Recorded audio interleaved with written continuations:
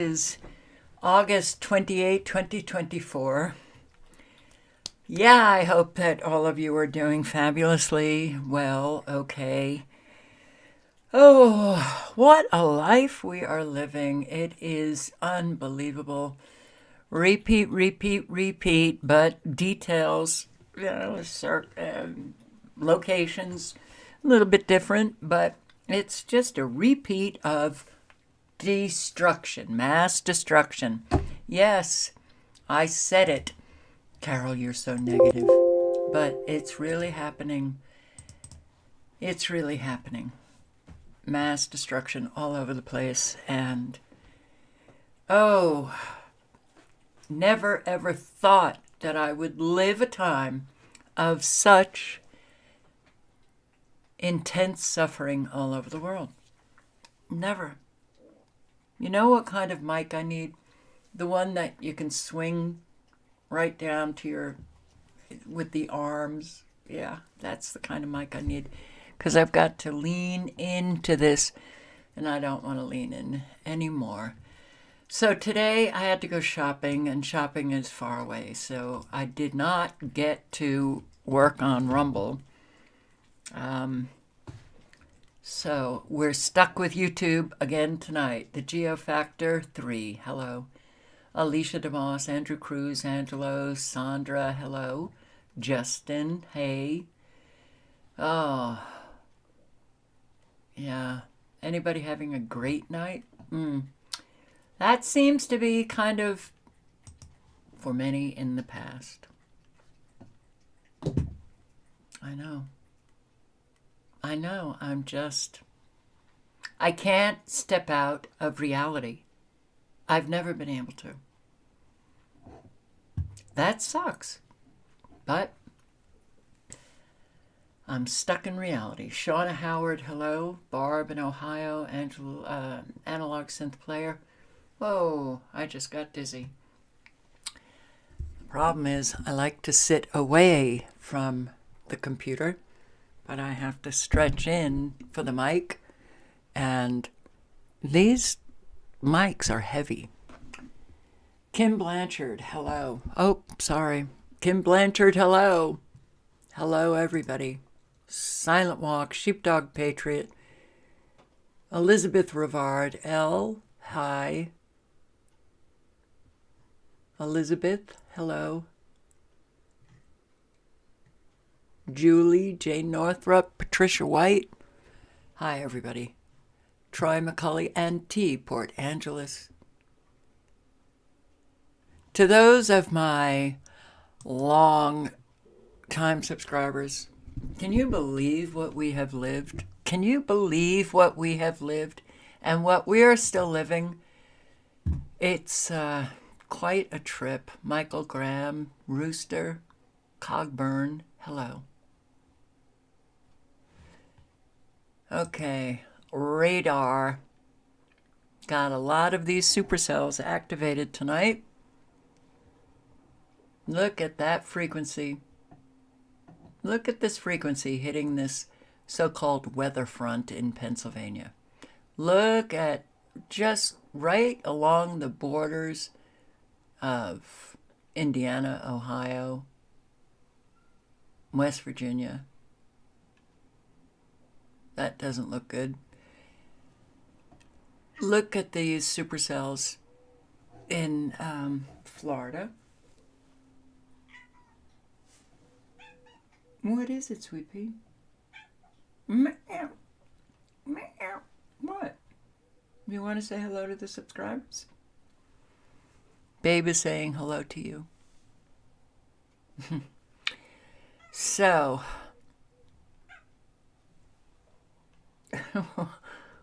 he's been very affectionate and talkative since this latest move. Yeah, okay, we've got Alabama, that's concerning. We've got Mississippi, that's concerning. They seem to be extinguishing these supercells right along the border of Louisiana and Mississippi. Boom. Okay, but you still have these supercells in central Louisiana. I'm not sure where that is. Texas, well, Texas. Texas is Texas.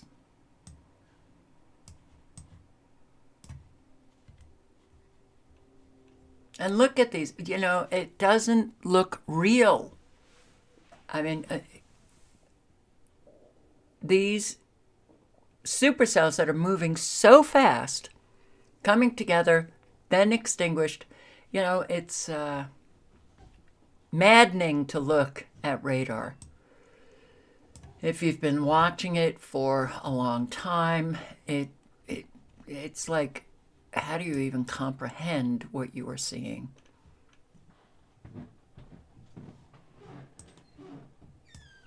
Extremely low frequencies, Southern California. And up north, we've got very concerning supercells up here in North Dakota, for sure. We've got a hurricane in Montana, but hey, that's climate change. It's climate change for you. But look at this.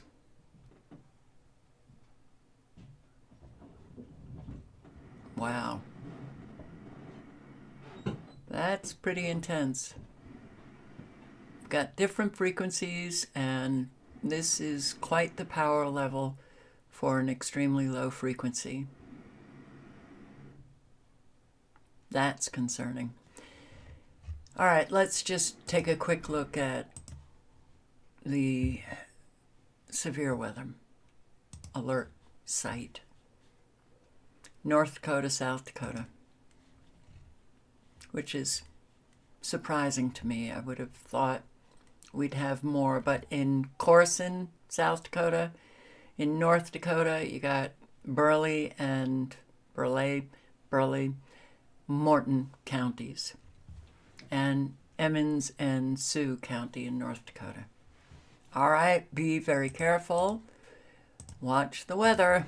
You know, watch these frequencies. Watch what's going on, because more and more people are experiencing the consequences of the weather terrorists. That's what they are. That is something that you and I can't deny, but a whole lot are still denying it, and that's pissing me off, because it couldn't be more obvious. Now, certainly obvious enough for people to question, what is this? What are we, what the hell is going on? But it is what it is. I don't like that saying. It's almost like, give up.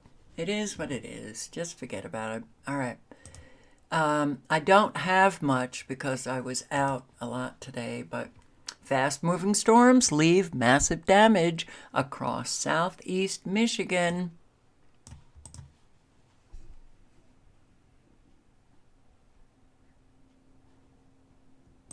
The cleanup begins across southeast Michigan. A live look in Livonia tonight as fast-moving storms hammer Metro Detroit. The threat of storms may be behind us, but tonight Metro Detroiters are facing a different kind of danger. Yeah, we're talking about down power lines and widespread outages. Thank you for joining us. I'm Damon Fernandez in for Devin Skilly. I'm Kimberly Gill. As of right now, more than 221,000 people are without power, like this area in Rochester Hills along John R. Road. The only light coming from the headlights of cars passing by there. Just after 8 tonight, DTE told us there are more than 1,000 down wires across the region, which will take days to repair. And as you can see from this notice sent to customers, the power company is bringing in 800 crews from outside of our area. They'll be working around the clock to help get Metro Detroit back on the grid, which could take days. Well, the biggest issue cleanup crews are facing right now is how widespread the damage has become. Now, this is the scene in Macomb County tonight, sent to us by Susan. This tree came crashing down near 23 Mile in Romeo Plain. And it's more the same in Oakland County. Check out what's happening on Wixom Road, just west of Glengarry and Commerce Charter Township. Residents to the south in Wayne County are also flooding our MyPics page with photos like this downed tree in Dearborn, leaving behind quite a mess for homeowners. Thankfully, though, we haven't heard any reports of injuries. Our Jacqueline Francis is live at a similar scene tonight, just a few miles away in Livonia. So, Jacqueline, what happened out there? It is a loud and active scene out here. They are working to take this tree off of a house. The tree fell right onto the house. A little bit of damage, amazingly, but a lot of damage in the front yard. They are 2 hours into this. If you see that giant crane they've brought out here, it says 24-hour emergency service. And I think that's the perfect tagline for this, as it is after 11 o'clock and they're showing no signs of stopping. We do want to show you video taken a couple hours ago. It gives you a clearer picture of exactly the kind of damage we're talking about, the way that tree just flipped over. It was a neighbor who called us to let us know about the situation. He was bringing in his garbage can when he happened to see it fall. Here's what he had to say. I'm dragging my can up the driveway and I hear just boom. And I look up and that tree had literally just been blown over, and she was in her driveway. She's in her 80s, so she was in her driveway and she was just freaking out. And just as quick as it happened, it was over. You know, the wind just blew through and neighbors started coming out and looking around, and we take a look at this tree and it's just the most amazing thing I've ever seen. It's loud out here, as I said before. I don't know if any of those neighbors are getting much sleep tonight with the work they're doing out here. We also want to show you some video from other parts of our area. This is Morrell Street in Detroit, where we've got another situation of a tree on a house, the roof taking the brunt of the damage here. Also in Southwest Detroit on Lane Street, limbs narrowly missed cars, but leaves behind a major mess. You can see people got right to work starting that cleanup process, but we can imagine it will take a bit before the road is passable again. And finally, let's take a look at Rochester Hills, where again we are seeing more downed trees. Branches snapped from those strong winds, and yet another neighborhood with cleanup ahead, likely to carry into tomorrow, even possibly the days to come. Right now on your like this one sent to us by a viewer in Canton. The DTE storm response team says some people saw gusts of wind in excess of 70 miles per hour. We again will be deploying thousands of our resources in the field. Because we're great and we care about you. We're just going to clean up everything. Yeah, that's what they do. So, Italy underwater again. Okay, think about the size of these countries, which, you know, the European countries are like the size of, you know, Texas or just one state. They get hit over and over and over again. Now, another area of Italy, and yeah, massive flooding.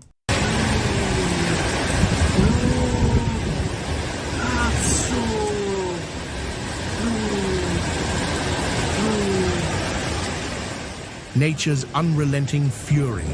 Torrential rains, walls of water crashing into homes, cars helplessly swept away, roads transformed into rivers of destruction. And in its wake, families torn apart, towns drowned, lives left in the balance. This is Campania, Italy, August 28th, a day when the skies unleashed hell.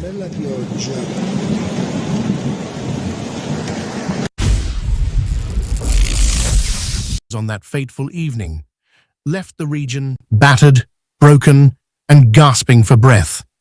Torrential rains hit these areas with unparalleled intensity, turning calm roads into torrents of rushing water. Motorists found themselves stranded as rivers of water and debris cascaded down the streets. Landslides shook the foundations of once sturdy homes, forcing evacuations. Panic and confusion swept across towns as residents fought to survive against nature's wrath. But as the storm raged, a tragedy was unfolding in San Felice a Cancello. 2 lives are still missing, their fate hanging in the balance. 74-year-old Anna Giadagnino and her 42-year-old son, Giuseppe. Anna and Giuseppe were aboard an Apicar, a small 3-wheeled vehicle, when it was mercilessly swept away by a river of mud and debris.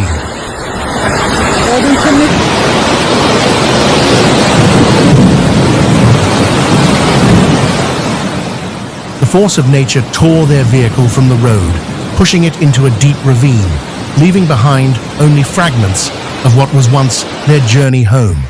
10 teams of firefighters continue the relentless search. The weather has finally eased, but the clock is ticking. Among the rescue workers, hope mingles with fear, for in disasters like this, every moment counts. And then there's Alessandro, a man watching the search from afar, his heart breaking. Giuseppe wasn't just a neighbor, he was a friend, a co-worker.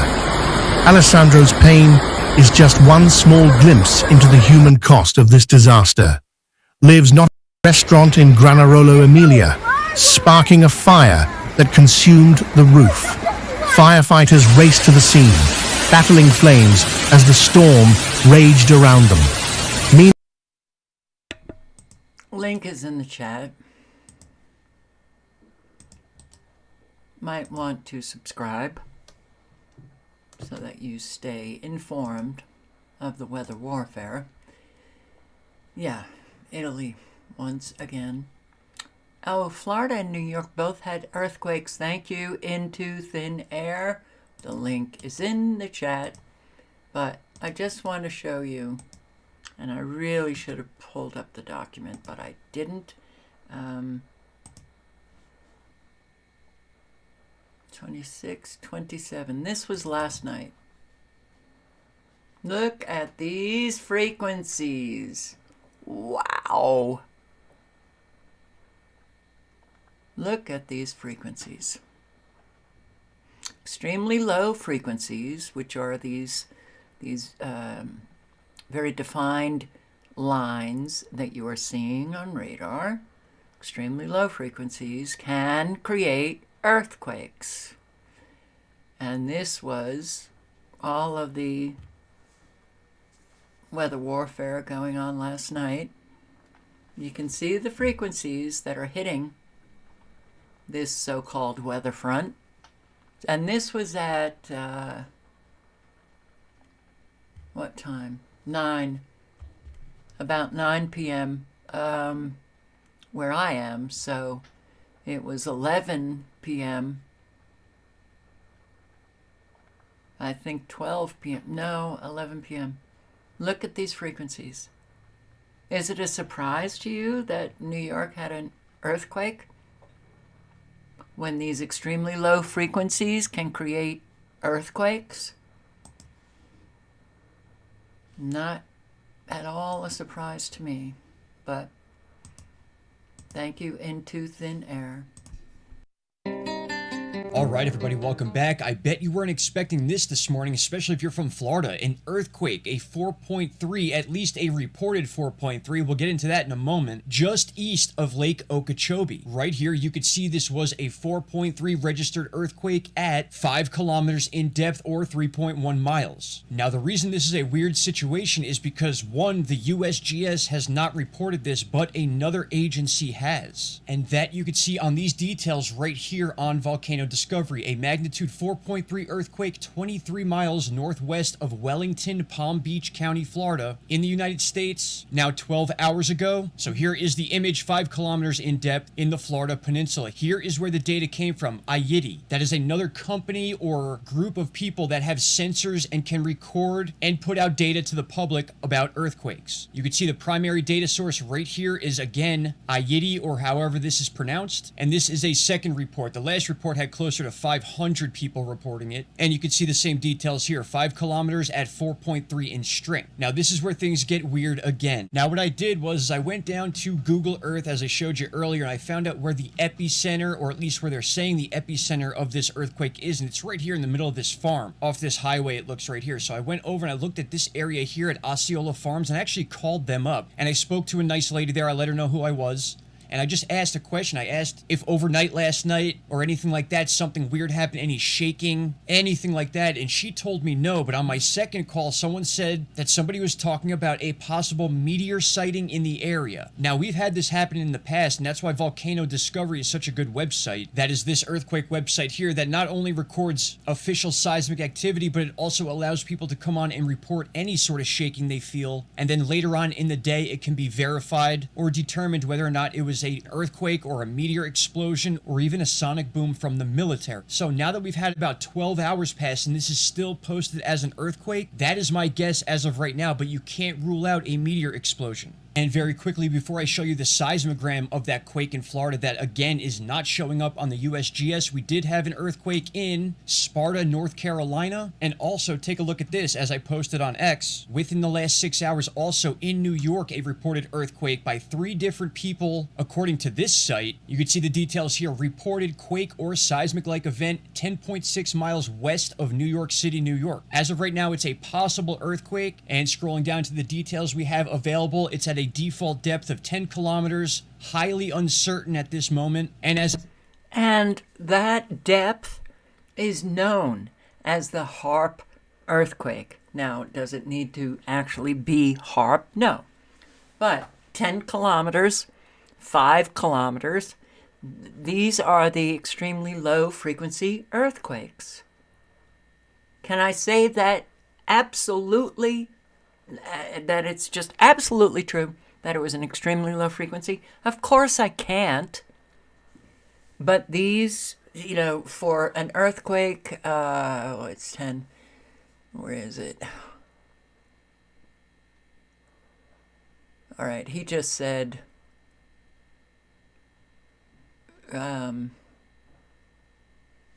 why can't I see this on here? Status magnitude unknown. Wow. Okay. But Florida, it was a 4.3 or 2, and it was 5 kilometers. Okay. 4.3, 5 kilometers. If any of you remember from years and years and years ago, a whole lot of us were, posting on the earthquakes that are manufactured by man. My God, it's like we have to live this and can't get out of it. There's no solution when you have a population filled with people who either don't care or refuse to attend to the truth. All right, the link is in the chat. Again. So, extremely low frequencies are extremely dangerous. And they come from Doppler radar. And Doppler radar is like a mini HARP station. They emit high frequencies into the ionosphere, and then releasing the power of those frequencies, the ionosphere comes bouncing back down, shooting off extremely low frequencies. But let me show you a picture of Gwen Towers, okay? Because there seems to be still some people who are claiming cell towers are Gwen Towers are cell towers. No, they're very different. All right, so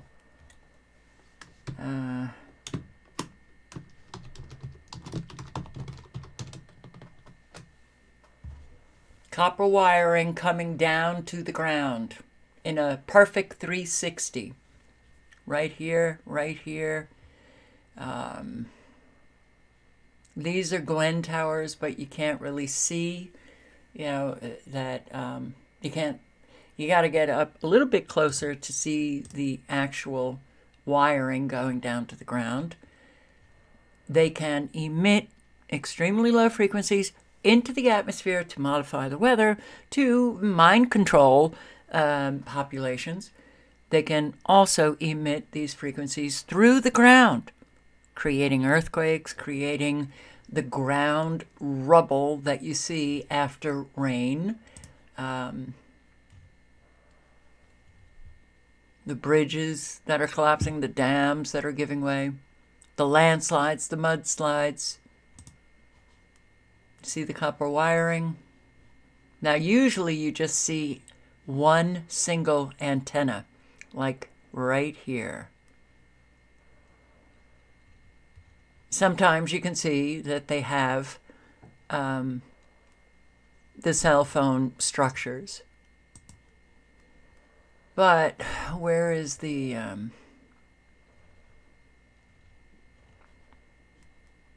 there's usually pictures of the extremely low frequency sites, military sites.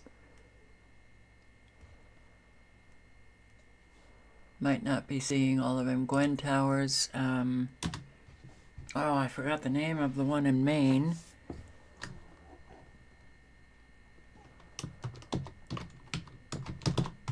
Let's see.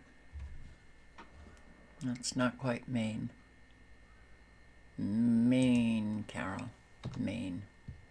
Let's see. Oh.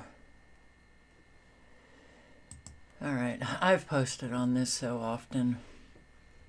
You can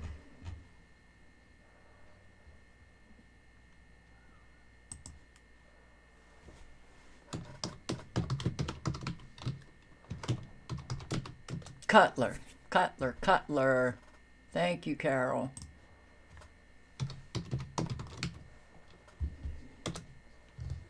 Right here.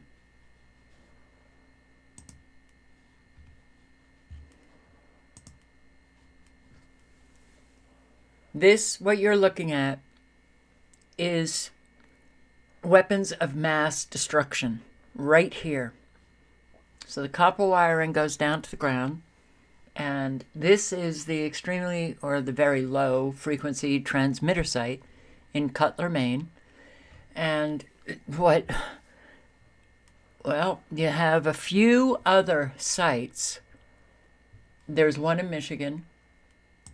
You have a few other sites in the country, but the Gwen system, ground wave emergency network, was decommissioned in the 70s. So why did they put up all of these structures? For what reason? Because they're weapons of mass destruction. They line the interstate. You can actually, drive by the interstate and suddenly come upon another extremely low frequency site on the interstate. When you see these, back, you've got, where was it? I think as you come into Maryland, or I think it's just on the border of Pennsylvania, there is like 26. That was years ago. There might be even more. 26 on one side of the interstate. On the other side of the interstate, I counted about 20. That is an undeclared military, extremely low frequency transmitter site. So they have those all over the country as well. Very dangerous, but very different from cell towers. And what these one Gwen tower, what it can do, copper wiring 360, they can shoot off frequencies at a certain power level and kill all life within a 40-mile radius. Okay. So no, you're not going to be, taking your armor against the military and winning. That's not going to happen. So, anyway, let's move on. Cape Town, again, South Africa, gets hit. Now, the winds have definitely changed. The winds are very intense. And I based on my research, which I can't really remember too much of it, I have the videos, I think still on Never Lose Truth playlists. The scalar technology can create devastating winds, and that's what I believe that we are experiencing.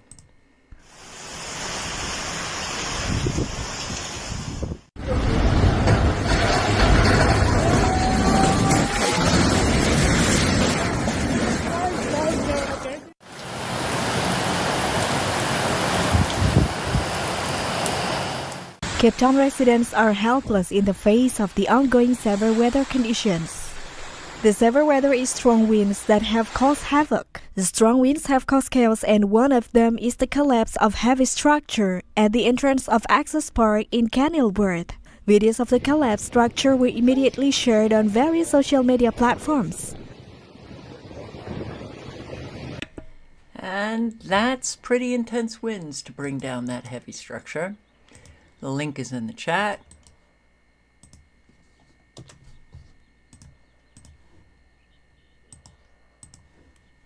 The whole state is on fire.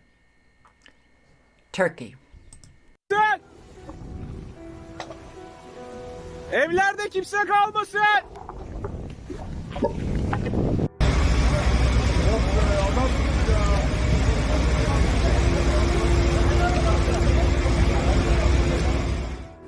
The information in the video shows an incident in Turkey.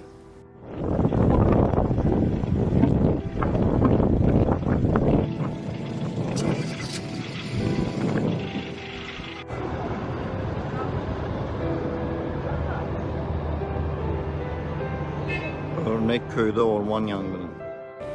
Large wildfires have engulfed several Turkish provinces near popular resort areas.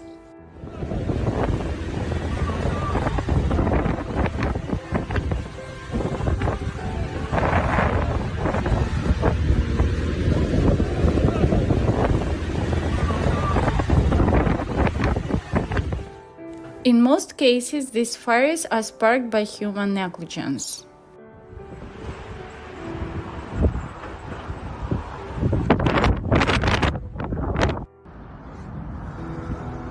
Ormanlar Karşıyaka tarafının üstüne doğru ilerledi.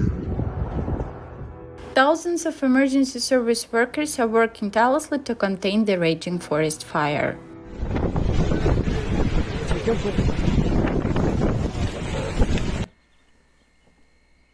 Extremely hot fires. Wow.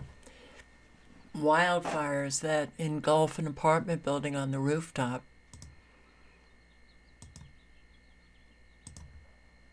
Wow. Japan landslide buries house while country prepares for a powerful typhoon. Eventually they're just going to have everybody on edge where we can't rest for even a second.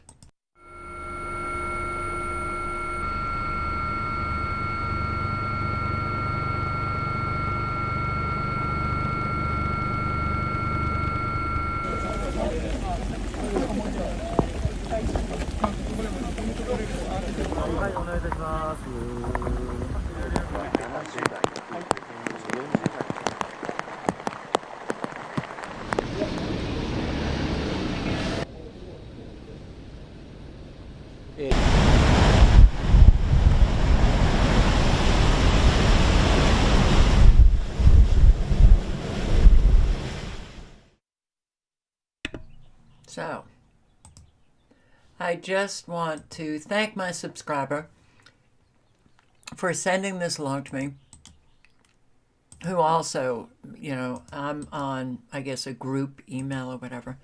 So I know that my subscriber knows that I know. But good that she is circulating documents that show owning the weather in 2025. Do you think that they have been early by, a long, long time? Why is it so hard for people to believe that weather is controlled? When you look at what we did in Vietnam, it was admitted in congressional hearings that we Americans had modified the weather to flood out a lot of the Viet Cong, and so why? Oh, but our military, they gave that up. They said they were just not going to do it anymore because it's so destructive. That's right. Our military is just so morally righteous, always doing the right thing. All right, the link is in the chat. Maybe circulate weather as a force multiplier, owning the weather in 2025. And I know that a lot of you know about this. This was back in 1996. Why would we want to mess with the weather? What do we mean by weather modification? They even talk about nanotechnology in this document. Nanotechnology used as a method of weather control. A barge fire in Long Island City, New York. Plumes of smoke filled the air after a massive barge caught fire last night. That smell of smoke still lingering this morning. Eyewitness News reporter Phil Tate is live for us in Long Island City. Phil, are you picking up that smell where you're standing? Not so much smoke, but fire officials tell us that they were able to get this blaze under control about 2 hours ago. Some of them are still on scene this morning. Now, fire officials tell us that this blaze started around 9:30, but it appears right now that of those flames that look like a large ball of fire with a heavy smoke rising over the Sims metal and billowing into the air. Now, we're told a large amount of recycled metal caught fire on the barge, with workers using an excavator to try to smother those flames. Now, smoke could be seen from quite a distance away as the barge burned for hours, spewing smoke over heavy populated neighborhoods, including Long Island City, Sunnyside, Queens, as well as Greenpoint, Brooklyn. Now, the stubborn blaze had darkened down but flared up hours later. Now, firefighters were able to get things under control in about 5 hours, although they were still battling hotspot areas at the same time. Now, Metal. It was a metal fire. Okay. High-rise residents could be forced to move out. They are forcing people out of their homes all over the country. Continue to risk their safety. At this point, we have to. Building could be forced to move. The city's Board of Public Health is meeting to discuss condemning the property on Ocean Avenue. And so now those residents say they are desperate. Eli Rosenberg is live in Revere with what is being done, and this is a story you'll only see here on NBC 10 Boston. Eli. Yeah, the fire department telling me today they are so worried about conditions inside the building, they've actually stationed a firefighter inside 24 hours a day. This is the building right here on Ocean Avenue here in Revere. Fire department saying the owner of the building has been giving years and years to make the necessary update and changes, and time tonight has almost run out. At the Water's Edge Apartments in Revere, a dark cloud continues to hang over a building with a long history of issues. And tonight, residents know their time here could be coming to an end. Landlord is horrible. There is no doubt about it. The issue started in November 2022 when a flood in the building damaged a fire panel. The panel was put in when the building was built decades ago. The fire department says the parts needed to fix it simply aren't made anymore. The fire department says further investigation found more issues inside. And in December 2022, the building's owner was told repairs must be addressed. The fire department says nothing has been done since. We became victims. So landlord does not pay, does not do their duties. At this point, we can't continue to risk their safety. All right, so get out. Landlord never did anything. Obviously, the landlord is in violation of codes, of regulations. And why are, this is criminal. It's criminal. Okay. Oh, boy, it's hard. All right. So JWTV has an interview with an ex-cop who was exposing the CDC's most secretive and terrifying plan for you. You got to listen closely because the audio is not great, but let's just play a little. The link is in the chat. I'm not going to play the full 21 minutes, but we know that the plans that they have for us are not good. Pretty scary, actually. DC Red Cross, that's on the fraternity, was all a part of it. It was set up to be an exercise. just to kind of test your ability to handle instructions in a stressful environment. So, it just came out that on such date, when they took us in groups, we couldn't all be gone. It's no different than when we go firearm range. That it would be, here, group here, because they would attach you with National Guard, other federal law enforcement, and just kind of put you all together, just so everyone can get to know each other, see how each other react, and different training. So, you get there, the briefing was that they said, all right, there's a viral outbreak, and you're going to be sent into this town to secure and not let the virus get out. How would y'all secure it? What was the setup strategy for the certain situation? So, basically, it was no different than what you would see in the movies. They had extras, actors, planes on, there's people crawling around, they had vehicles on fire. You were there to, anything that was infected needed to be neutralized. And that would either be one by firearm, which we had sim rounds, which I don't know if you're familiar with sim rounds. They're a real bullet, but it's paint. It comes out, it's not a real firearm, but it's, so you get the feeling of what it's like to be shot at. Was there any specific way that they said that this virus or pandemic would come to be? No. No. It was set up to go in, detain, round up survivors, and then, so this was like a 2 to 3 day exercise. So you're rounding everyone up. There's loudspeakers, helicopters. There's noise. So it's making it to be a real world environment. Any governmental training is always well done. So it would be like round up survivors, put them in a location,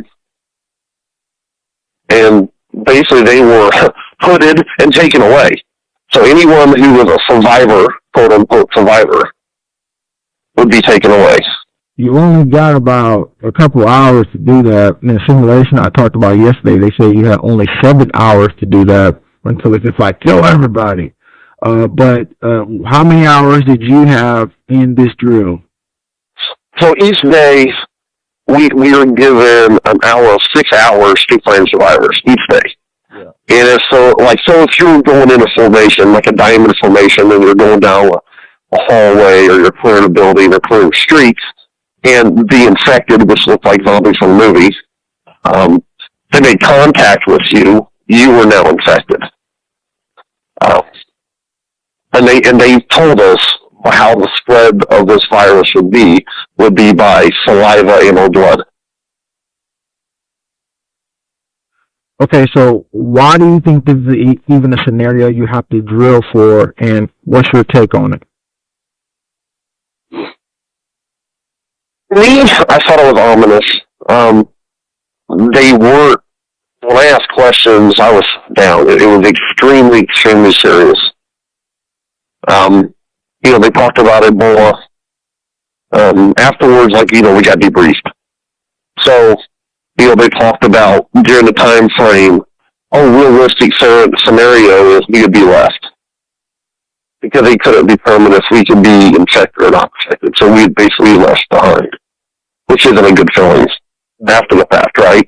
So, and, they talked about napalm, they talked about nuclear weapons, they talked about how any way you could destabilize an event, like a zombie event, whatever happened, they would have to take drastic measures to contain. Wow, so... Like say there's a false flag event, like say if a town got nuked, they would say an airplane crashed, something like that, right? Yeah, so it'd be like their PR cover-up for everybody. Yeah, we weren't allowed to talk about it. I know the news got wind of some of the training that happened on the West Coast, and that was after my training. So, and then that one was just the military, because people, whistleblowers, started to find out, why are they spending so much money? And what was the recent funding I heard? It was on the video that you sent to me yesterday. It was, what is it, 700 million? Yes. So they do this yearly? They do it yearly, yes. And it's all over the country. What's up with the whole disease act and the zombie simulation? Just recently they did. What's up with that? You heard anything about that? Did not hear anything like that. I did see unmarked government vehicles with mass black coffins that can hold up to 5, 6 bodies. They had them there. All the vehicles had VIN numbers stripped off of them. No markings. You couldn't even tell if they were a Ford, Chevy, what have you. They're completely demarked. So they were doing that because that would be the scenario in the event? Yes, and when COVID happened, a lot of this came back to my mind. Because they're telling everyone to shelter in place. During this training, they're telling people to shelter in place. Loudspeakers, dropping pamphlets. And I'm like, this ain't good, because they're going to come, if this is real, if training was the way it is, they'd either execute you, take you away, because they can't tell if you're infected or not. They do. No, that's not good. All right, execute you. So, link is in the chat. Listen to the remainder of JW's interview. But, yeah, on that pandemic stuff.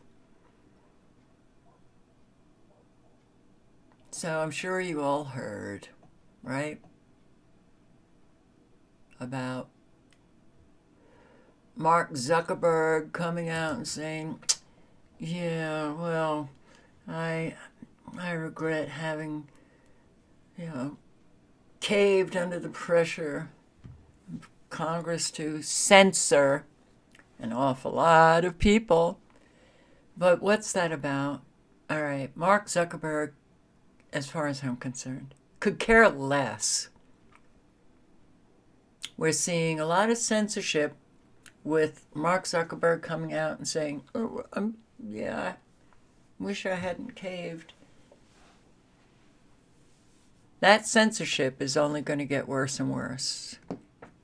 So there have been a number of people reporting on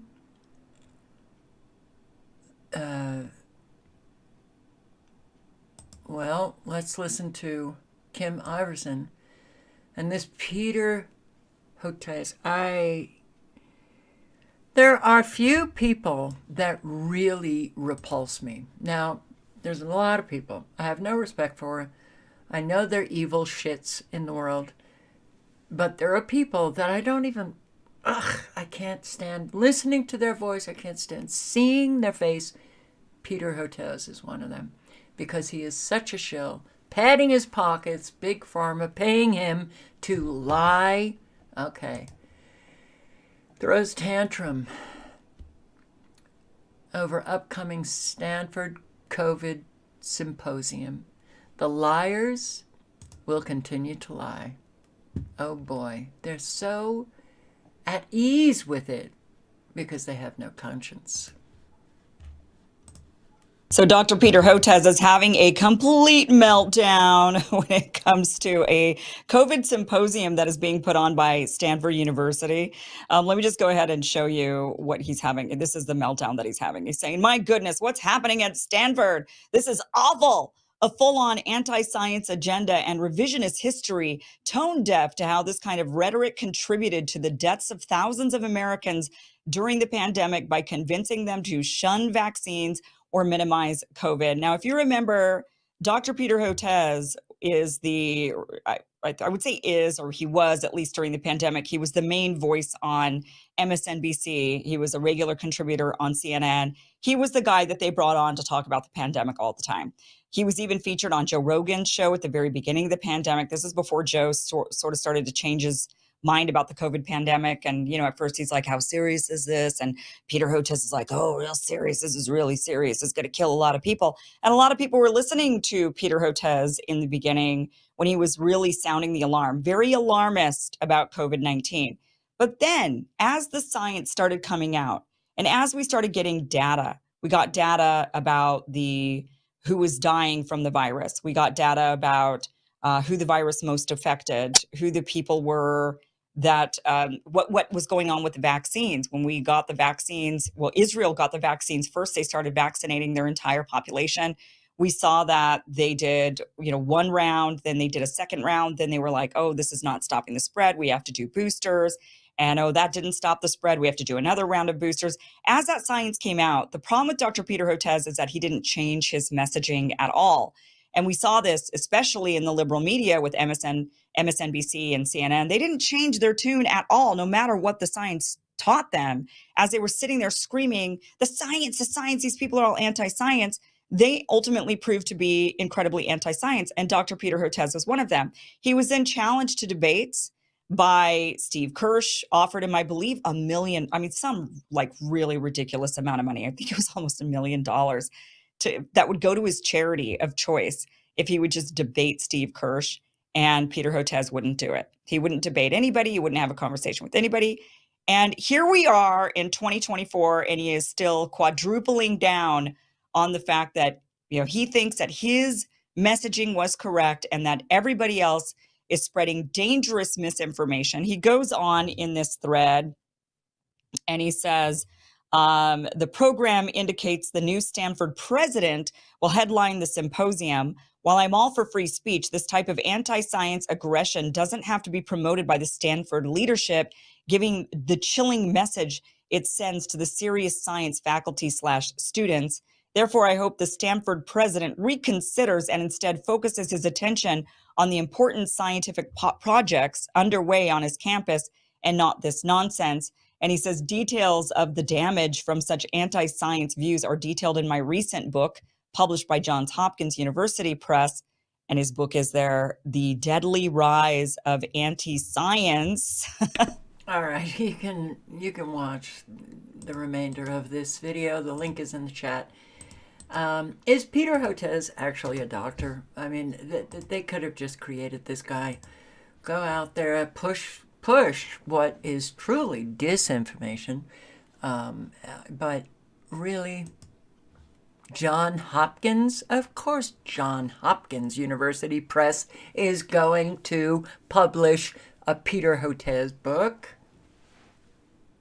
It's a shame that there's an awful lot of people who just don't realize the extent of the takeover that, has manifested with so many people in so many different industries lying to the American public, giving them false propaganda, which is very, very dangerous. So Mark Zuckerberg, yeah, come on, Marky. Mark Zuckerberg just admitted 3 things. Biden-Harris administration pressured Facebook to censor Americans. Facebook censored Americans. Facebook throttled the Hunter Biden laptop story. Big win for free speech. Do you think that's a big win for free speech? I don't. As they continue to censor our speech, we don't have wins. Maybe they put out a face that is known, Mark Zuckerberg. Oh, he's going to admit the censorship that was taking place. That was very wrong, very against the First Amendment. Okay. But what will it do? Nothing. Oh, people will say, big win. It's not a big win. It matters not at all. Not at all. Because he didn't come out and say that what was censored was the truth.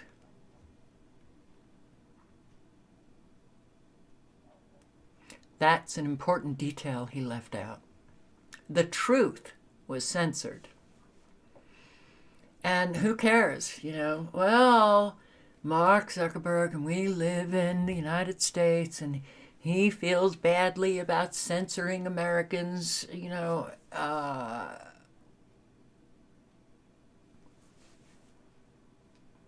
He censored the truth. He censored the information that people actually need to understand what was going on. He censored the truth about a certain product that unfortunately ended up ending the lives of millions. But that's what he didn't say. So it doesn't matter. You know, and everybody, oh, big win, so I can sit back and now really do nothing. It's no win. Here, stunning letter to Congress. Zuckerberg admits Biden-Harris pressured Facebook to censor content. The FBI pressured Facebook into censoring the Hunter Biden laptop story, which was true. All right. The censorship is going to be something that, again, will make 2020 and all of the censorship, 2021, 2022, it will make it look like free speech. The collapse of societies is taking place. So, of course, they have to collapse free speech.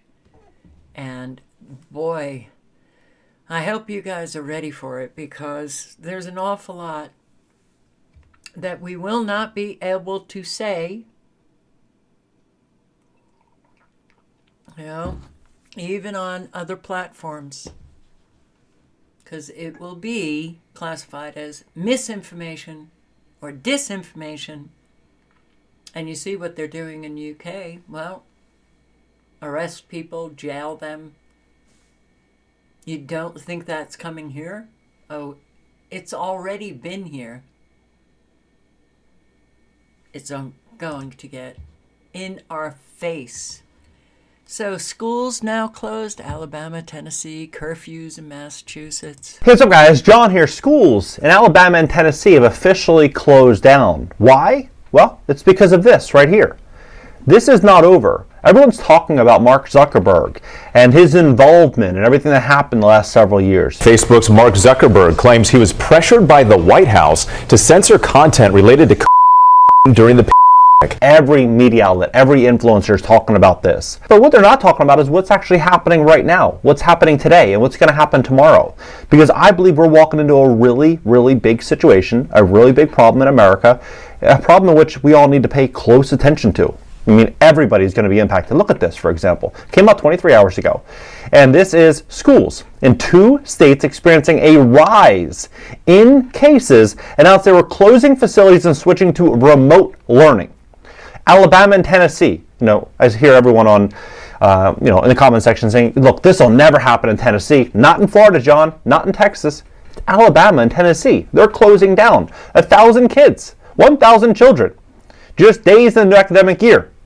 Saying that, this is forcing them to shut down and carry out a deep clean. At one school, children had to abandon their desk and revert to remote learning for 2 days, a move reminiscent of the early days of this. Well, you look at this, you look at what's happening right now in Africa, and then you look at what's unfolding in Massachusetts, the new curfew. Okay, so what's happening? I think that they are doing, they're testing to see compliance.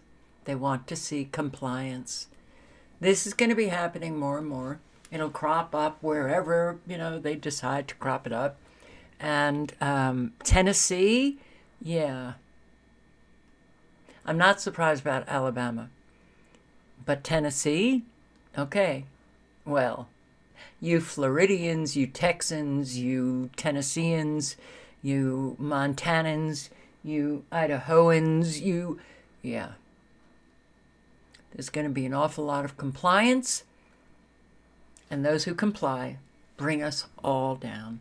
And it's, you know, a lot of people are saying, oh, you know, now a lot of people are waking up, so it's going to be different this time. No, it will not. It won't. I hope I'm wrong, and I will come back and say, I was wrong, and I'll be happy about that. And if a whole lot of people don't comply, what do you think's going to happen? You're going to see an authoritarianism on steroids. You saw the authoritarianism 2020. You're going to see it on steroids. They're at the end game. They don't give a shit what people think, what people know, what people are saying. They're going to be rounding up people. Mpox, you know. So the Mpox, people will freak out when they see people with, you know, these pox all over their skin. They'll freak out. And we all know where it's coming from, that new product, right? So, Press for Truth. The link is in the chat. Did I put the link in to,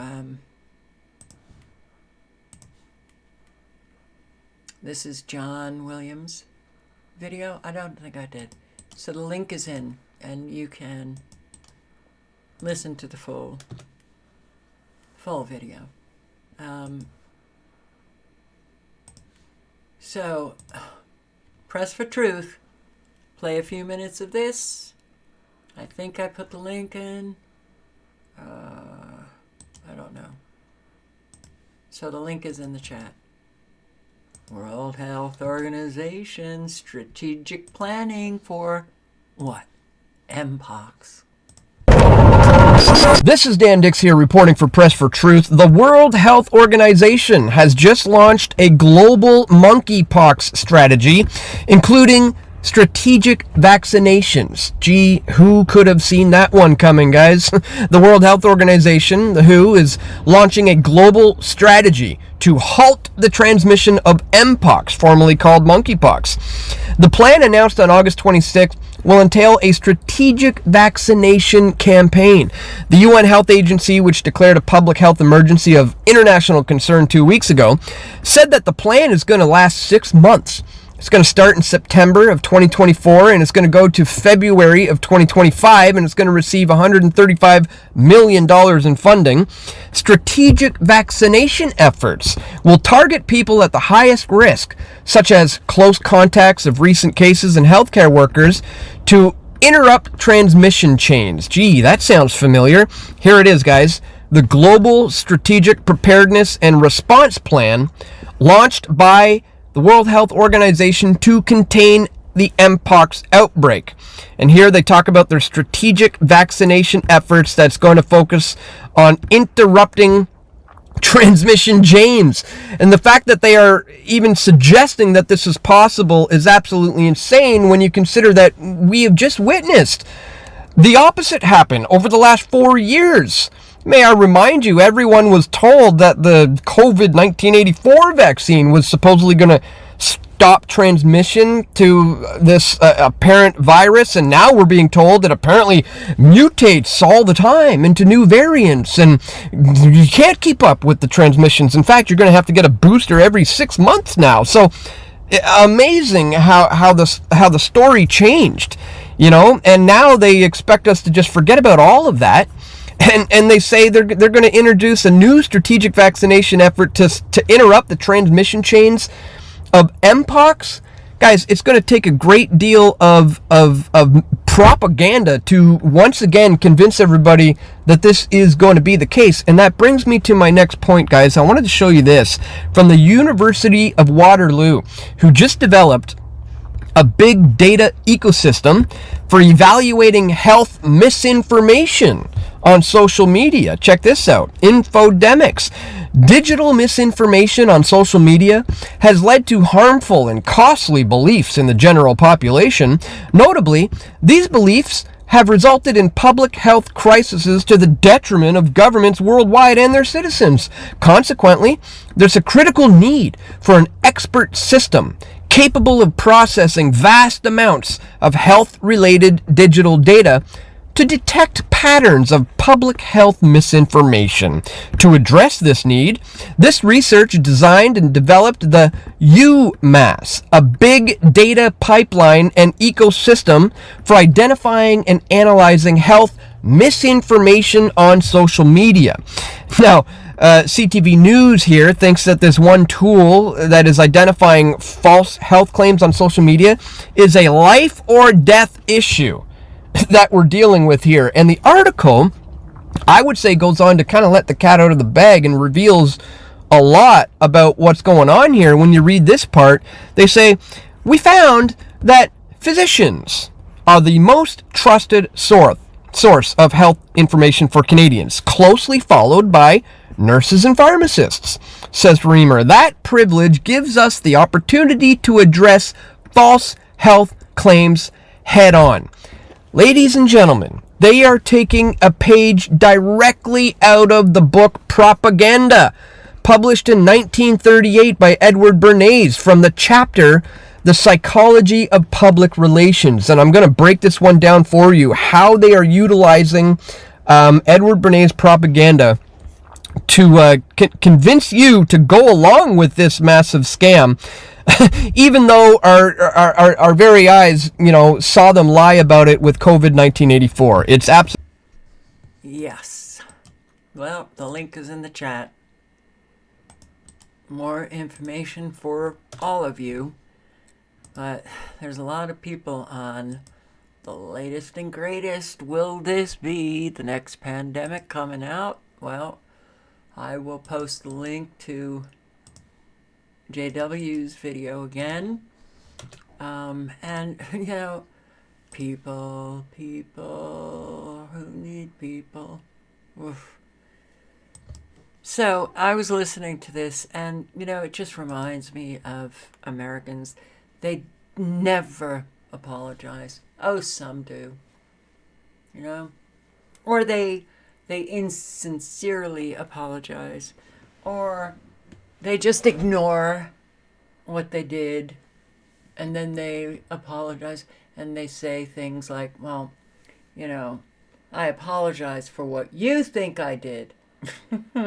Okay. And they know. So, this is not good behavior. Cornel West should be apologizing to Jimmy Dore. But he won't. He won't. Cornel West came out with a big announcement yesterday, right after RFK Jr. dropped out. But let's remember what he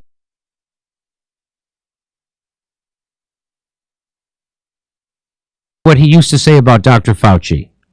What a blessing to just be in conversation with you, though, brother. What a great exemplar of integrity, honesty, and decency you have been.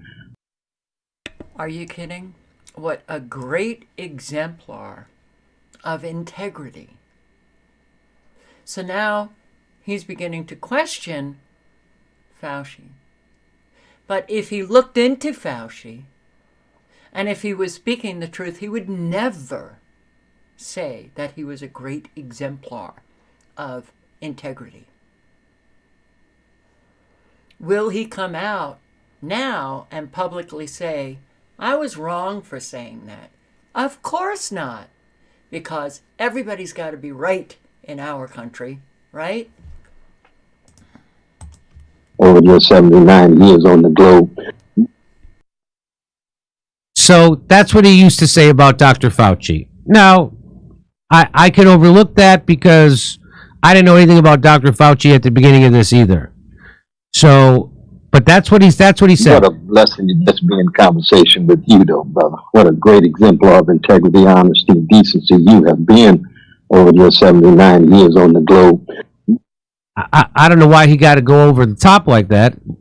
His 79 years on the globe, holy cow, why he would say all that. But he did. Here is what he said yesterday. This is what he tweeted out.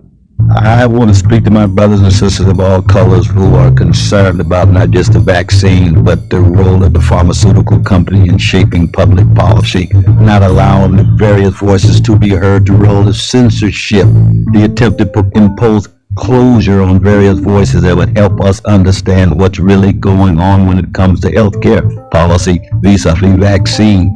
I want a truth commission to find out what happened in the past, and I want to make sure that each and every one of us have fair access to the truth. And I don't believe that. I actually do not believe that he wants everyone to have fair access to the truth. Yeah.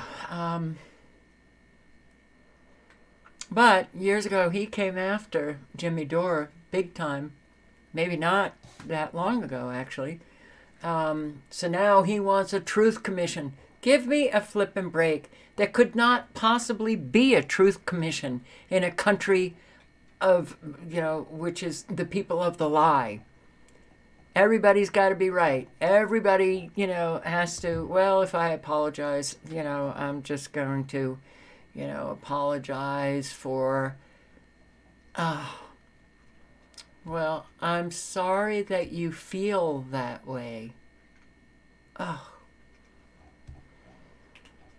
Boy, do we need to do an awful lot of work to develop some kind of moral core and then strengthen it. So I'm going to post a link. You can... Jimmy Dore plays the video where Cornel West was just, yeah. And I'll post a link on this. RFK, yeah, the truth about our poison foods, and the FDA is poisoning people, and don't we know that? All right, the link is in the chat. So let me continue on here. Angry bar patron kills innocent woman after being kicked out by security. All right, people are killing one another all over the place. So when you think about a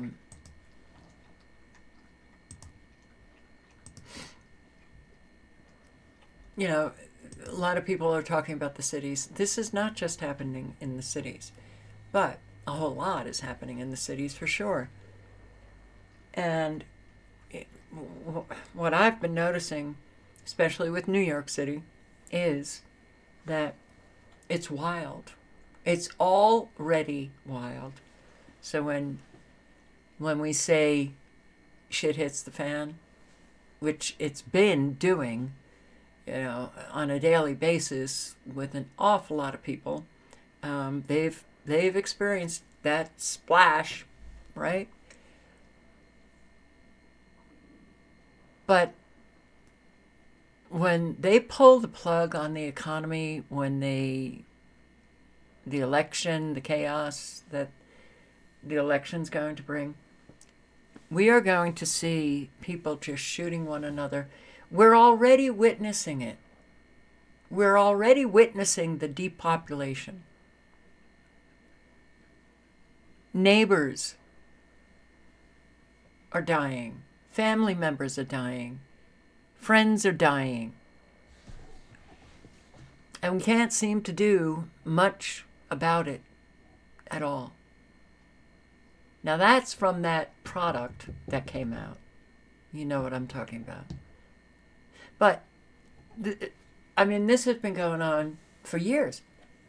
Americans getting more and more sick, dying from all of the poisons, from the food that is not giving them the nutrition that they need, from breathing in the air, from, that's just a contrail. Okay. Well, those are the people who are killing other people as well, I want to say. When they absolutely refuse and they remain willfully ignorant, they help kill. They've got blood on their hands, especially when it becomes so obvious, right? The weather warfare that's killing people destroying people, leaving people homeless, the economy. The list is long, right? We're all just watching it happen. We're all just watching it unfold. Then you got the wars, you know, the killing of innocent people, the takeover of countries that we have been doing for my entire lifetime, stealing their resources. The war is not about protecting anybody, but sending troops over. They don't care, you know, that their own die. It's just about stealing natural resources and enhancing the profits of military-industrial complex. We watch, we watch, we watch, we watch. So, you know, all of the people who don't do anything about it are absolutely complicit, and they have blood on their hands. You can't get away from that. Certainly not anymore. But now we have people killing other people, and it's getting bad.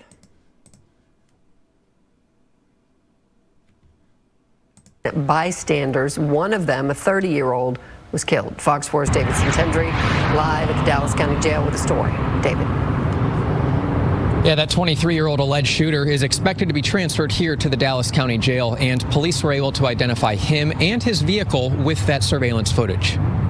Family of 30-year-old Gemma Rostron says she moved to North Texas from Nicaragua last year to make a better life for herself and her 6-year-old daughter. On Sunday, however, Rostron was shot and killed, her roommate wounded, as they were caught in the middle of gunfire, which appears to have been intended for a security guard who threw the alleged gunman out of a bar moments before the shooting. I truly believe that the two females that were there, they were not targeted whatsoever. They just happened to be standing there. There's shattered glass at El Durango BR and Club off Walnut Street in Garland after police say 23-year-old Sergio Nicolas Jaramillo Jr. shot the two women and a security guard. The beef was between the security guards and him. It's unclear. A beef. It was a beef. Customer pulls steak knife on another diner at a high-end New Jersey restaurant.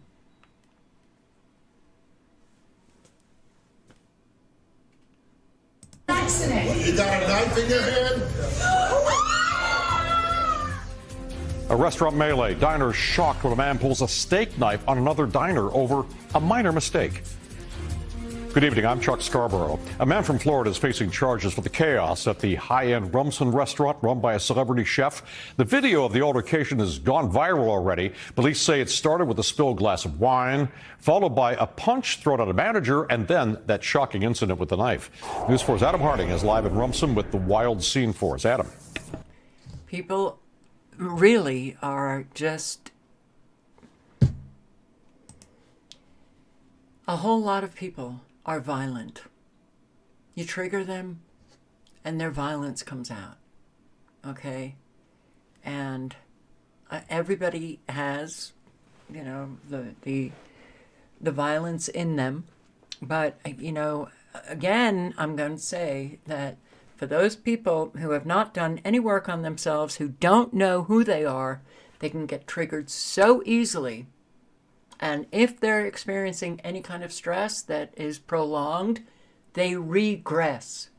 They turn, you know, to their base, you know, primitive behaviors. And this is only getting worse. It's getting really bad.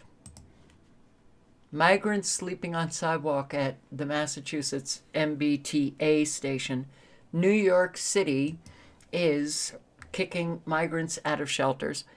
These people who have been encouraged to come across the border, who have been bused and, you know, don't have to, you know, pay for anything, the transportation, or flown into the country by our president and former presidents.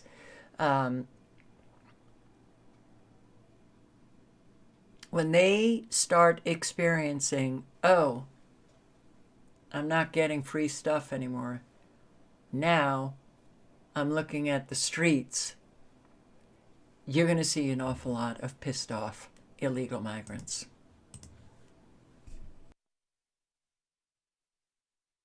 Thousands of migrants remain at Wollaston Station in Quincy, where they're sleeping now on the sidewalk. The state's emergency shelter system has been pushed to its breaking point, and Governor Healy has set a 5-day limit at overflow shelters. Our Mary Saladin is right now live in Quincy with the crisis tonight, Mayor. It is a crisis, Ed. This is the second night these families will be sleeping out here at Wollaston. Many have just tucked in young children.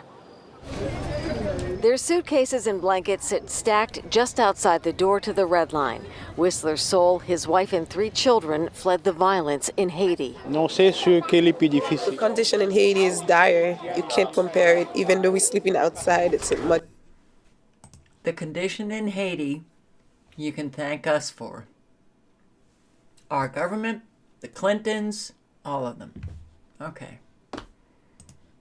Better. Still, as a father, he worries. Kids just don't deserve that. Some of these families used to sleep at Logan Airport. Some have spent the last couple of weeks living in hotels paid for by nonprofit groups until the money ran out.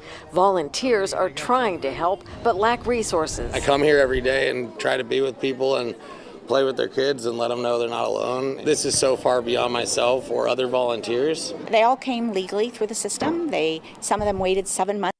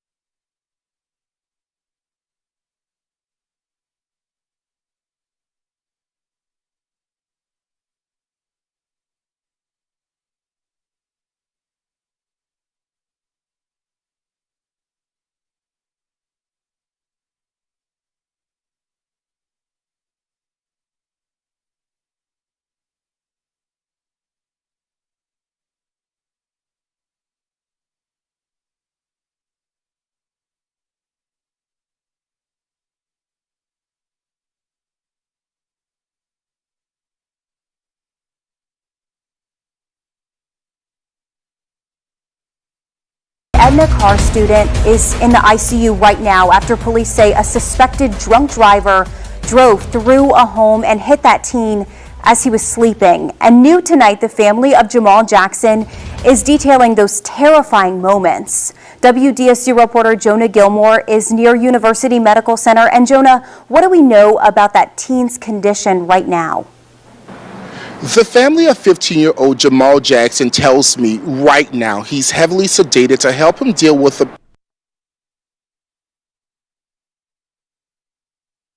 No sound. All right. If you didn't hear me, I was just saying that woman who said they came across the border legally. They didn't. They did not come across the border legally. Just because your government is allowing everybody to come across the border illegally, because the government allows it, doesn't make it legal. What you have is a government committing treason. That's essentially what I was saying. Pain he's in. They say he was sleeping when the unimaginable happened, and now he's in a fight for his life. I can't wrap my head around it. Through many tears, the mother of 15-year-old Jamal Jackson describes the horrific scene that left her son in the ICU. All she heard was loud glass noise. And when she called me on the phone because I wasn't there, she just said that Jamal was under the car. New Orleans police say around 4 Sunday morning, a suspected drunk driver identified as 53-year-old Cedric Marshall crashed through a fence and into the bedroom where the child was sleeping. Nowhere in the world my child should be in critical condition at 15 years old. by somebody not doing the right thing. The child's mother, Sierra Patterson, says her son recently started school at Etna Carr and was looking forward to the school year getting involved with football and the drill team. He don't get into no trouble. He don't hang with people. He stays inside. That's like his comfort zone. Police did not say how fast the marshal was driving when he crashed, but confirms he stayed at the scene and allegedly failed a sobriety test. He should have called an Uber if he knew he was too intoxicated. He should have never got behind no wheel. Patterson calls her son her strong boy, saying she's staying by his side as he continues to fight for his life. You think all is well, your son is sleeping in the bedroom, and voila. West LA community over surge in burglary. The LAPD alerts this community over the surge in burglaries. Illegal migrant gangs are committing so much crime. Now, can I say with absolute assurity that these are illegal migrants? No. But we have seen way too many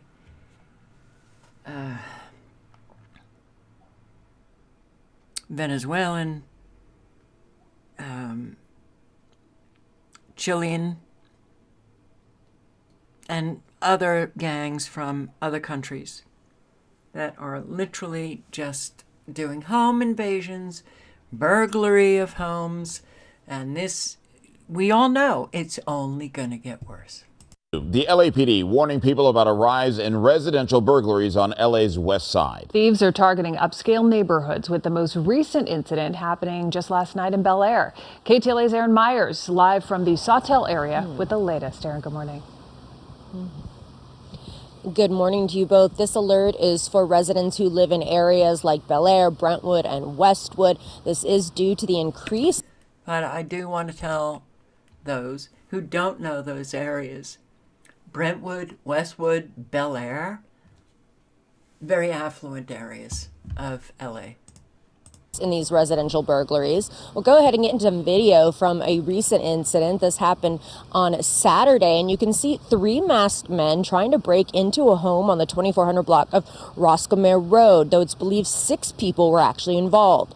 They were armed with tools, but were said to be scared off by the LAPD responding overhead. The suspects were gone by the time the police officially arrived. And in Brentwood on Friday night on the 300 block of South Bundy, police were seen at a home where it's believed another break-in happened while the residents were inside. We are trying to get more information about this incident. Also in Brentwood, on the 15th of this month, the LAPD could be seen at a home on San Vicente Boulevard and a helicopter above as officers looked around. It's believed residents were home once again when masked intruders broke in. We're working on getting details on this as well. There's so many of them. Here, another area, Sherman Oaks in California. At 5, another saga and a troubling trend across. At 5, another saga and a troubling trend across SoCal. Burglars are targeting a neighborhood in Sherman Oaks, hitting up multiple homes in the past 3 weeks alone. But this time, the crooks may not get far. Thanks to security systems, Ring cameras, and social media, the homeowners were able to find clues that may help police track down those suspects. KTLA 5's Jennifer McGraw live in Sherman Oaks for us. She spoke with one of those homeowners. Jen? Rick and Karine, many of these homeowners are posting their stories to social media and seeing a lot of similarities between these burglars, and they believe that it could be the same group of young men here in the valley. But we also obtained burglary video, surveillance video from the west side. Take a look. After a string of high-end homes being burglarized, the LAPD has stepped up their game. LAPD, come out with your hands up, man. Here in Bel Air, 6 masked men armed with tools attempting to break into this mansion, only to be scared off by the LAPD responding overhead. But by the time police arrived, the suspects were gone. From the west side to the valley, it happens all the time. Take a look. In a flash, on the left, the camera captures a man running down the driveway, but another angle shows it's actually two masked men wearing hoodies. They were there for less than 2 minutes. They must have been spooked because moments later, they turn around and are seen rushing down the side of the home and right back out the way they came. Well, I actually saw one guy running into my backyard and my heart dropped. And right away, I called 911. Sophia's Ring camera alerted her right away. 19 minutes later, the police show up. She feels she was targeted because it was obvious she wasn't home. This happened on August 8th, then another burglary on August 15th, and a third burglary here at this home Saturday night. They go in from the backyard sliding doors, so they'll check if the sliding door is open. If it's not open, they'll break the glass. But they're I hope everybody's prepared for anything. A group of men beat and kidnap husband and wife before stealing their Lamborghini. For a husband and wife in Connecticut, police say they were kidnapped by a group of men targeted because of the car they were driving on the way to go house hunting. And good afternoon to you. I'm Liz Cho. I'm David Navarro. New surveillance video captures the van speeding away from the scene. Police say the victims were in the back of that van, bound with duct tape. One of them had been assaulted. Eyewitness News reporter Marcus Solis is live in Danbury with the very latest on this frightening story, Marcus. Well, Liz and David, this was a crazy scene the way it unfolded. That van was coming down that hill, tried to negotiate the turn here, lost control, skidded out. You can see where it took out this sign. Police say they were aided by a witness who called 911, not only reported the assault that he had seen, but also followed that van until it crashed and police made that startling discovery.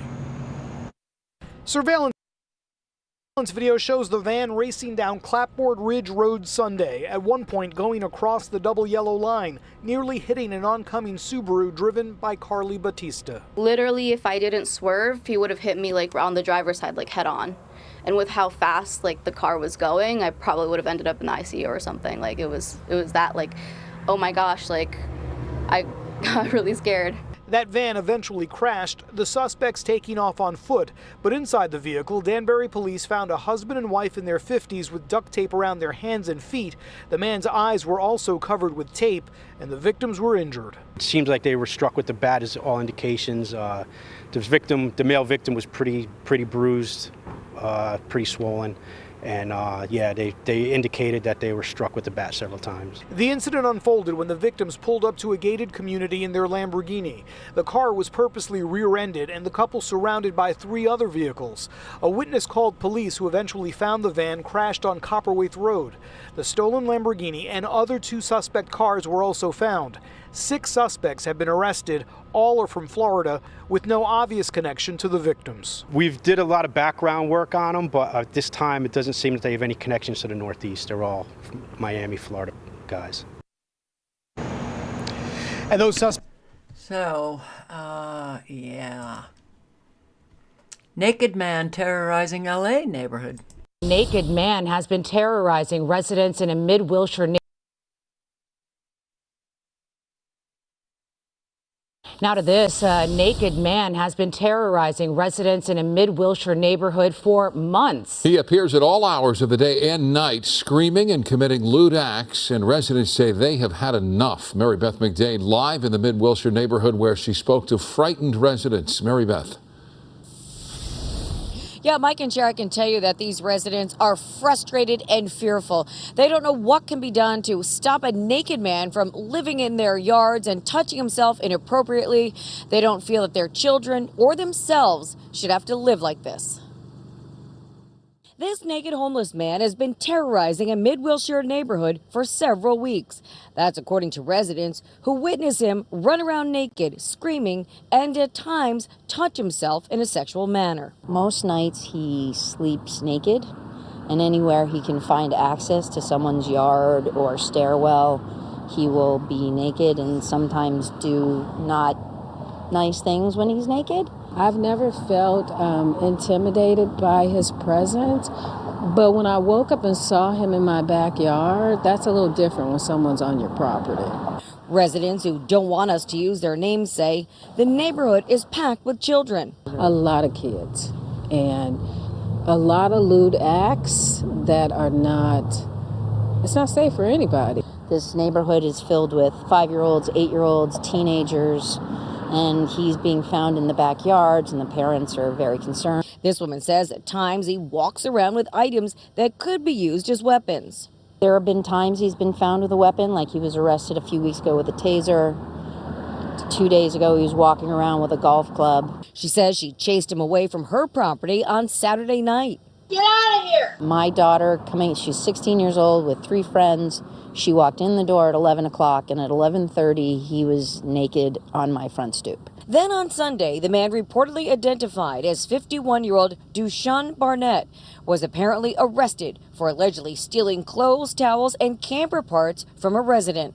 But many anticipate he'll be back soon. Neighbors would like to see him removed from their neighborhood and get the mental help they believe that he needs. He gets released to wait for the trial. He doesn't show up for the trial because he's not competent, and then he comes back into this neighborhood, and most of us are feeling a little on edge.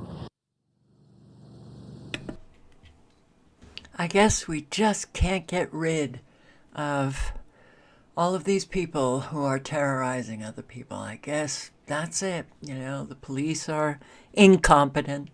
The police are just allowing it to happen. Woman attacked at Newark Airport Terminal. And here, the story before this was dog killed by the dog sitter. Okay, but here, this is the woman being attacked at Newark Airport. But we begin this afternoon with scary moments inside Terminal A at Newark. But we begin this afternoon with scary moments inside Terminal A at Newark Airport. A woman from Charlotte says she was waiting for a friend when she was randomly attacked, stabbed in the face. She needed 14 stitches before she could catch a flight back home. And good afternoon, I'm David Navarro. And I'm Tanya Rivero. Liz is off today. The good news is the police quickly arrested the suspect. Eyewitness News reporter Kimberly Richardson spoke exclusively with the victim. She's in the newsroom with the story. Kimberly. Well, Melissa Malden is back home in North Carolina right now. She tells me the last place she ever expected to be so violently attacked is inside an airport. The 36-year-old arrived here in our area Friday for a best friend's wedding. And last night, she ended up in the emergency room. As you said, she needed 14 stitches to close the gaping wound. Her nose and cheekbone are also fractured. Melissa will have to see a surgeon later this week. She is sharing her story only with Eyewitness News, telling me last night around 5, she was standing about 25 feet inside Terminal A at Newark. That's when a man she didn't know came up behind her and without saying a word, reached around and stabbed her in the face. When Melissa turned around, the stranger, Xiang Jin, simply stared at her, and then he lunged at her again. At first, Melissa thought she had been punched. She saw all the blood, and then she realized that the suspect was holding a knife. Port Authority police were right there and took Jin into custody. The entire ordeal was traumatizing, so much so, Melissa tells me she doubts she will ever come back to this area. I was telling my fiance, like, I've never been a fearful person of other people. I actually travel for a living. I've traveled to all different countries. I've been to almost every state in the United States. Like, I've never not felt secure. And I was telling my fiance Max last night, I was like, I feel like all that security is like stripped from me, and I didn't do anything to deserve it. That's it. That's what happens. Yeah. Okay. Homeless repeat offender stabs North Carolina tourist across cheek at Newark Airport. Okay. You know what? I'm crashing, so I'm going to end. I am exhausted. And, yeah. I still see people leaving comments like, it's going to get bad. It's bad already. It's bad already. So I hope, that you have some protection, that you actually carry that protection. If you can, go shopping, with friends or family members. Don't go alone, especially if you are in a city. Do what you can to help other people. That's how we create a better world. Live honestly, speak honestly, and on that note, I say, be safe, good night, and good luck. Ciao, guys.